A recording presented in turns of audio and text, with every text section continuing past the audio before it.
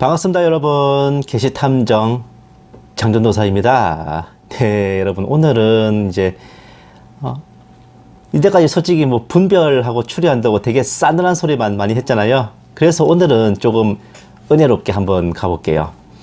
오늘 제목은 휴거의 그날 심판이 있으리니라는 제목입니다. 심판 얘기를 하는데 뭐가 은혜롭냐고요? 들어보시면 알아요. 주님 오심을 기다리는 마라나타 소망은 달리 말하면 휴거를 기다리는 소망이라 해도 과언이 아닙니다. 여러분들도 이 마지막 때를 살아내는 힘, 그리고 바라보는 최대의 목표이자 최종 목적지가 휴거일 겁니다. 영어로는 랩처라 쓰고 원 의미는 환희이지만 사도 바울이 말씀하신 죽은 자들이 먼저 일어나고 살아있는 자들도 구름 속으로 끌어올려 공중에서 주를 영접하게 하신다는 그 장면, 그걸 표현하고자 들어 올린다, 끄집어 올린다는 의미의 휴거라는 신조어가 만들어진 거죠.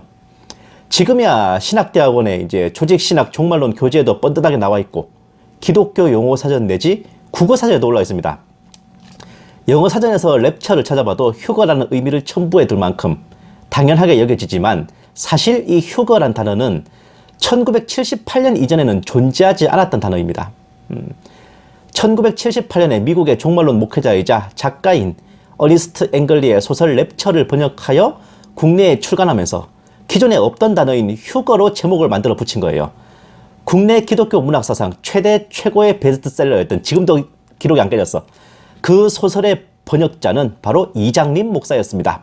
즉 휴거 단어 자체가 이장림 목사가 만들어낸 신조어인 겁니다. 지금은 당연하게 기독교 용어로 사용하고 있는 이 단어 알고 보면 이런 곡절이 있었죠.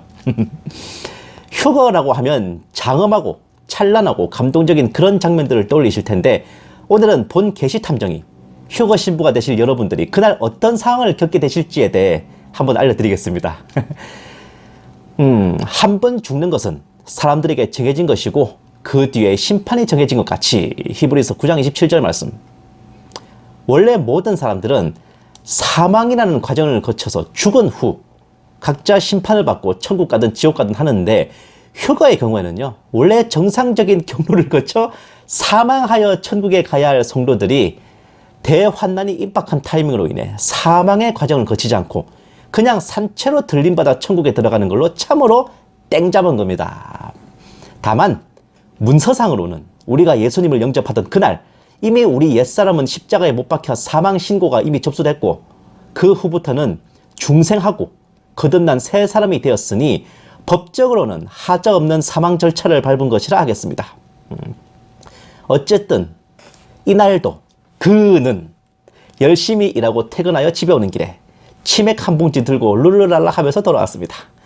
탁자에 치맥을 딱 펼쳐놓고 이제 넷플릭스에서 새로 나온 드라마 그녀의 이름은 난노 뭐 이런 거 틀어놓고는 닭다리를 하나 집어 뜯으려는 순간, 보라 신랑이로다 맞으러 나오라는 호령과 천사장의 나팔소리라는 게 어버버 하는 사이에 훌쩍 들려 올라갑니다. 놔두고 온 치킨을 뒤돌아볼 틈도 없이 롯의 아내처럼 내 치킨 하고 뒤돌아볼 틈도 없이 하늘로 들려 올라가면서 주위를 보니 곳곳에서 누구라도 능히 셀 수 없는 큰 무리들이 자기처럼 들려 올라가는 거예요. 어느 순간 보니까 원래 입고 있던 옷은 오간데 없고 뭔가 흰 세마포 비슷한 옷을 걸치고 뭔가 몸이 가벼워. 어디론가 도착했는데 거긴 거대한 성문으로 향하는 길. 주변에 대강보도 천사처럼 보이는 자들이 쫙 늘어서서 박수치고 나팔 불고, 또 자기처럼 흰옷 입은 들림받은 자들은 뭔가 모르게 기분 째지는 표정으로 그 문으로 다가섭니다. 그도 이 좋은 분위기에 휩쓸려 두고 온 닭다리 따위는 생각도 나지 않았는데 문으로 들어서자마자 갑자기 장면이 확 바뀌어. 저 앞에는 거대한 보좌와 보좌에 앉으신 분이 계시고 사람들이 있는 곳과 보좌 사이에는 거대한 불길이 치솟고 있는데, 이건 아무리 봐도 심판을 받는 곳 같습니다. 천사들의 나팔소리를 들으며 또 들림받아 천국에 왔다 싶었는데 느닷없이 웬 심판대로 끌려 나온 건가. 어안이 벙벙할 틈도 없이 앞사람이 먼저 심판을 받는 장면이 그의 눈에 들어오기 시작해요. 그 사람은 보좌에 앉으신 분 앞에서 자동으로 무릎부터 꿇고는 오토매틱으로 자기의 삶에 대해 짤짤짤 읊었는데, 내용인즉슨 착한 일이든 나쁜 일이든 지상에 있었을 때 했던 일들, 누구를 판단하고 업신여겼던 죄상들 다 포함되어 있었습니다. 보세요. 그런데 너는 어찌하여 네 형제를 판단하느냐? 어찌하여 네 형제를 업신여기느냐? 우리가 모두 그리스도의 심판석 앞에 서리라. 이는 기록된 바 주가 말하노라. 내가 살아있으니 모든 무릎이 내게 꿇을 것이요 모든 혀가 하나님께 자백하리라고 하였습니다. 그러므로 우리 각 사람이 하나님께 자신에 관해 설명하리라. 로마서 14장 11, 12절 말씀. 이는 우리 모두가 반드시 그리스도의 심판석 앞에 나아가서 선이든지 악이든지 각자 자기가 행한 것에 따라 자기 몸으로 행한 것들을 받을 것이기 때문이라. 고린도후서 5장 10절 말씀. 그가 잘잘잘잘잘 읊는 동안 그가 읊는 내용들 또는 모든 삶의 행위들이 주마등처럼 펼쳐져 흘러갑니다.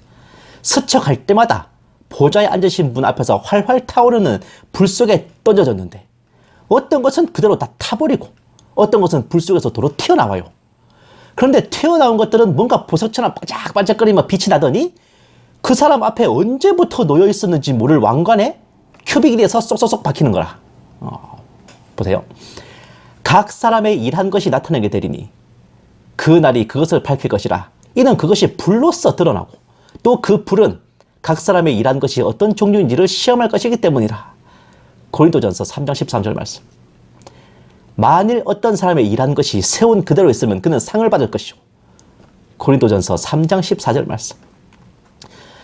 뭐 어떤 것들은 불 속에서 타버렸지만 타지 않고 남은 것들은 반짝이는 큐빅이 돼서 왕관을 장식했고 불쇼가 끝난 후에 보좌에 앉으신 분께서 손짓하시자 그 왕관은 저절로 그 사람의 머리에 씌워졌고 그는 천사들의 에스코트를 받으며 어디론가 향했는데 혼인잔치 피로 연장이라는 안내문구가 적힌 곳이었습니다. 그 모습을 보며 그는 두려움 반 기대 반 양념 반 후라이드 반으로 어쨌든 심판석으로 갔고 앞사람이 한 것처럼 그도 저절로 무릎을 꿇고 속사포처럼 잘잘잘잘 엎어댔습니다. 근데 문제는 앞전에 그 사람은 무릎 꿇고 있는 앞에 왕관을 놔두고 있었는데 자기한테는 왕관도 없을 뿐더러 불에 들어가는 것마다 판판이 잿가루가 돼버릴 뿐 하나도 남는 게 없는 거라. 결국 마지막 하나까지 다 타버리고 남은 거라고는 단 하나도 없는 상황에 이르자 보좌에 앉으신 분께서 혀를 차며 한 말씀 하십니다. 너 뭐냐? 대체 인생을 어떻게 살았길래 이 모양이야? 어? 야, 안 되겠다. 혹시 모르니 저거 통째로 불 속에 집어넣어봐라, 저거. 헐게. 주변의 천사들이 금방이라도 자기를 통째로 들어 불 속에 집어넣을 듯한데 그때 누군가가 나타나 보좌에 앉으신 분께 말씀하기 시작했습니다. 사실 불길 때문에 잘 못 본 것도 있고 내내 무릎 꿇고 뭐가를 쳐박고 있느라 제대로 고개를 들어 보좌를 쳐다보지 못했기 때문에 지금 본 거지. 그분은 처음부터 보좌에 앉으신 분 오른편에 앉아 계셨습니다. 그분이 보좌에 앉으신 분께 구구절절 말씀하시는데 아니 아버지 내가 쟤 데려오려고 얼마나 고생했는데 응? 아니 나가 명색이 하나님인데 응? 인간 몸으로 내려가고 말구유에서 태어났지. 30년 꼬박 목공일 하다가 마지막 3년 사역 빡시게 했지. 막판에는 쟤 데려온다고 내가 은 30냥에 팔리고 눈 가리고 두드러 맞고 쇠조각 달린 채찍으로 두드러 맞고 그 무거운 십자가 지고 언덕백에 올라가가지고 손발에 못 박히고 나중에는 옆구리에 창까지 맞고 물피 다 쏟으면서 고생했잖아 아버지. 어? 기억하지요? 내가 오죽하면 왜 나 버렸냐고 아버지한테 소리 지른 거. 어? 괜히 그 고생했겠냐고. 그렇게 찔리고 사행하면서 피울 이유가 뭔데요? 쟤 여기 데려오려고 그런 거라니까? 쟤 좀 어설퍼도 내가 손발에 못자국 찍히고 허리에 창자국 찍혀가면 건져내니까 아이 아버지 나 봐서 쟤 좀 건져주셔. 예? 제 죄는 내가 진작 다 정산했다니까? 보세요. 하나님은 한 분이시오. 또 하나님과 사람 사이의 중보자도 한 분이시니 곧 사람이신 그리스도 예수라. 디모데전서 2장 5절 말씀. 천사들에게 이끌려 불길 바로 앞까지 갔던 그는 보좌에 앉으신 분께서 손짓하시자 얼른 풀려났는데 어찌나 안심이 되든지 마치 불 속에서 구원받은 기분이 들었다는가요. 만일 어떤 사람의 일한 것이 불타버리면 그는 손해를 당하리라. 그러나 그 자신은 구원을 받게 되지만 불에 의해서인 것처럼 그렇게 되리라. 고린도전서 3장 15절 말씀. 마치 불 속에서 구원받은 것처럼. 근데 요나 이래로 사람 마음이 참 간사해. 구원을 받고 나니 딴 생각 드네. 앞전 사람은 큐빅 박힌 왕관 쓰고 왔는데 자기한테는 뭐 없나 싶어 두리번거리고 있지. 그러고 있으니까 보좌에 앉으신 분께서 말씀하십니다. 뭐 없냐? 아, 있지 당연히. 잔뜩 기대를 하고 귀를 쫑긋 세우는 그에게 살려는 드릴게. 내 아들 예수를 봐서. 그의 마음속에서는 앞전 사람은 처음부터 왕관이 떡하니 놓여있었는데 저는 왜 없나요? 라고 묻고 있었는데 속으로 한 말을 어떻게 들으셨는지 보좌에 앉으신 분께서 설명해 주십니다.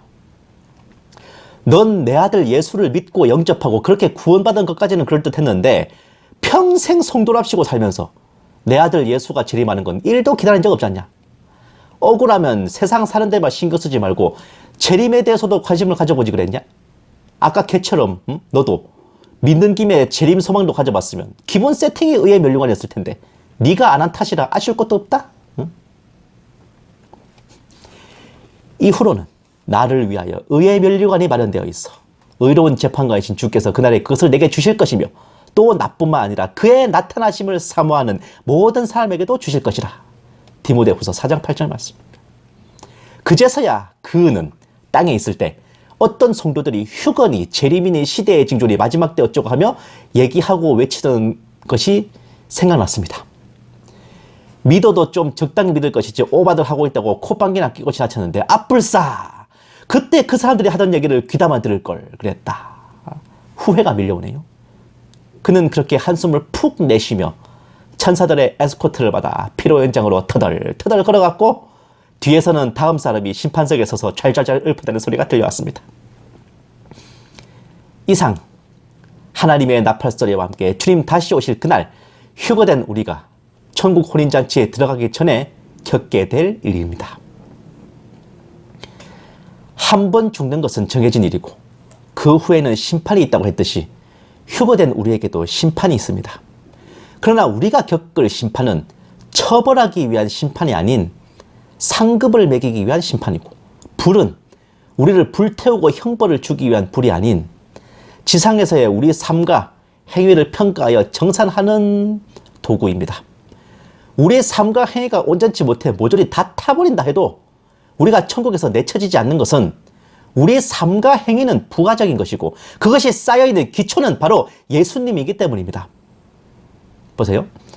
이 닦아놓은 기초 외에 아무도 다른 기초를 놓을 수 없나니 이 기초는 예수 그리스도시라. 이제 누구든지 이 기초 위에 금이나 은이나 보석이나 나무나 짚이나 그루터기로 지으면 고린도전서 3장 11, 12절 말씀. 금, 은, 보석은 안 타고 나무와 짚과 그루터기는 타는 거죠. 우리 행위가 불완전하여 싹 타버려도 우리를 구원하신 예수님의 보혈만은 남아서 우리를 너끈히 천국 혼인잔치로 이끄실 겁니다. 만약 우리가 선한 행실을 많이 했다면 이래저래 불에 타고도 남은 게 많아서 우리의 상급이 될 것이고 특히 휴거를 소망하는 마라나타 성도라면 기본적으로 의의 면류관이 주어지기에 그 면류관에 빛나는 큐빅이 되어서 장식될 겁니다. 한마디로 면류관은 기본급, 행위는 성과급 이런 개념이라고. 인센티브.